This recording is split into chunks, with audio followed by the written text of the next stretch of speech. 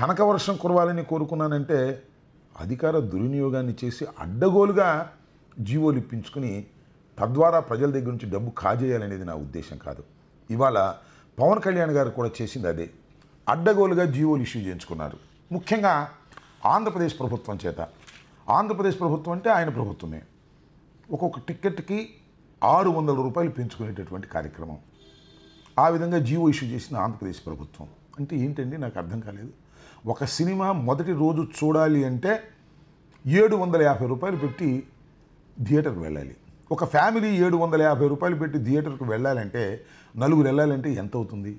ఈ విధంగా దోపిడీ చేసే కార్యక్రమాన్ని పవన్ కళ్యాణ్ గారే సాక్షాత్తు చేయటం ధర్మమేనా? సినిమా బాగుంటే ఏ రేటున్నా ఆడుతుంది అనేది అందరికీ తెలిసినటువంటి సత్యం. హరిహర వీరమల్లు విజయం సాధించకపోయినా అధికారాన్ని మాత్రం దుర్వినియోగం చేశారు పవన్ కళ్యాణ్ గారు. ఇది సరైనటువంటి విధానం కాదు, మంచి పద్ధతి అంతకంటే కాదు అని మాత్రం స్పష్టంగా చెప్పదలుచుకున్నా. సినిమా అంతగా విజయం సాధించలేనందుకు చింతిస్తూ సెలవు తీసుకుంటున్నాను. అండి, నేను మీ రాఘవరాణి. ఆంబోతు రాంబాబు మారిపోయాడు అనుకున్నానండి. హరిహర వీరమల్లు సినిమాని చక్కగా ట్వీట్ చేసి బాగుండాలి, బాగా ఆడాలని కోరుకున్నాడంటే నేను నమ్మానండి. కానీ తన యొక్క నిజ రూపం నిన్న బయట పెట్టాడు. హరిహర వీరమల్లు సినిమా బాగా ఆడే మా చిరంజీవి కుటుంబం మాకు ఇష్టం, వాళ్ళు కష్టపడి పైకి వచ్చారు అని మాట్లాడుతూ వాడి విషయం కక్కాడు. ఎలా అంటే హరిహర వీరమల్లు సినిమాకి తన ఉప ముఖ్యమంత్రిగా ఉంటూ ప్రభుత్వంలో ఉంటూ జీవో తెచ్చుకున్నాడు, సినిమా టికెట్ రేటు పెంచాడు. సామాన్యుడు అంత టికెట్లు పెట్టి ఎలా చూస్తారు? 750 రూపాయలు పెట్టి నలుగురు సినిమాకి వెళ్ళాలంటే 3000 పెట్టి ఎలాగెళ్తారు, ఎలా చూస్తారు అని తన విషయం కక్కాడండి. రే అంబోతు, నేను కూడా చెప్తున్నా, పవన్ కళ్యాణ్ గారి సినిమా రేట్లు మాత్రమే పెంచారు. ఇష్టం ఉన్న వాళ్ళు వెళ్తారు, లేని వారు వెళ్ళరు. కానీ ఒకటి తెలుసుకోవాలరా, దుర్మార్గుడా, దుష్టుడా, నీచుడా, నికృష్టుడా, పవన్ కళ్యాణ్ గారు సినిమాల కోసమే కాదు, పవన్ కళ్యాణ్ గారికి పార్టీకి చందాలు ఇచ్చింది జన సైనికులు, వీర మహిళలే, అభిమానులే. రిక్షా తొక్కేవాడు కావచ్చు, కూరగాయలు అమ్మేవాడు కావచ్చు, అడుక్కునేవాడు కూడా 100 రూపాయలు 50 రూపాయలు కూడా పవన్ కళ్యాణ్ గారికి ఇచ్చాడు పార్టీ మనుగడ కోసం. ఆటో వాళ్ళు కావచ్చు, ఎవరైనా ప్రతి ఒక్కరూ తన యొక్క కూలీ కావచ్చు, రైతు కూలీ కావచ్చు, ప్రతి ఒక్కరు కూడా ఆ యొక్క జనసేన పార్టీ అభివృద్ధి కోసం పాటుపడ్డారు, నిలబడ్డారు. అటువంటి వ్యక్తులు సినిమా నేను పెట్టుకోగలను అనుకుంటేనే సినిమా చూస్తారు, లేకపోతే లేదు. నీ బాధ ఏంట్రా? ఇప్పుడు నువ్వు ఉన్నావు, చీప్ లిక్కర్ అమ్మారు, ఇప్పుడు కేసు నడుస్తుంది, అమాయకులు ప్రజలు ప్రాణాలు తీసేశారు. 50 రూపాయల లిక్కర్ 200 రూపాయలకి అమ్మారు. అది కొనుక్కోలేక మీ యొక్క ప్రభుత్వ హయాంలో ఏమంటారు శానిటైజర్ తాగి ఒంగోలు ఎంతమంది చచ్చిపోయారా? చెవులు లేవా?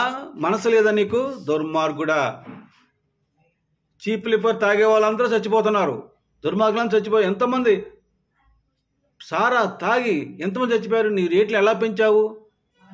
దొంగ సారా ఎందుకు వస్తుంది? అందుకని చెప్పేది నేను ఒకటే, మీరు గుర్తుంచుకోవాల్సింది, ఒక్కసారి నువ్వు ఇటువంటి పనులు చేశాడు మీ జగన్మోహన్ రెడ్డి, గుర్తెచ్చుకో. ఎంత నీచుడు మీరు. ముఖ్యంగా ఆంధ్రప్రదేశ్లో ఏపీ ల్యాండ్ టైటిలింగ్ యాక్ట్ని తెచ్చి ఆంధ్రప్రదేశ్లో ఉన్న ప్రజల భూముల్ని, ఆస్తులను లాక్కోవాలని చూసింది జగన్మోహన్ రెడ్డి కాదా అంబటి? దానికన్నా ఇది పవన్ కళ్యాణ్ గారి సినిమా రేట్లు పెంచుకోవడం తప్ప?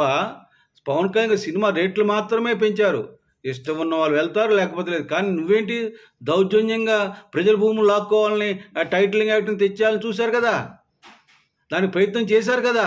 ఇది వాస్తవం కాదా? అంటే ప్రజల సొమ్ము లాక్కోవచ్చు మీరు. ప్రజలకు 50 రూపాయలు ఖరీదైన లిక్కర్ని 200, 300 అమ్మేవచ్చు.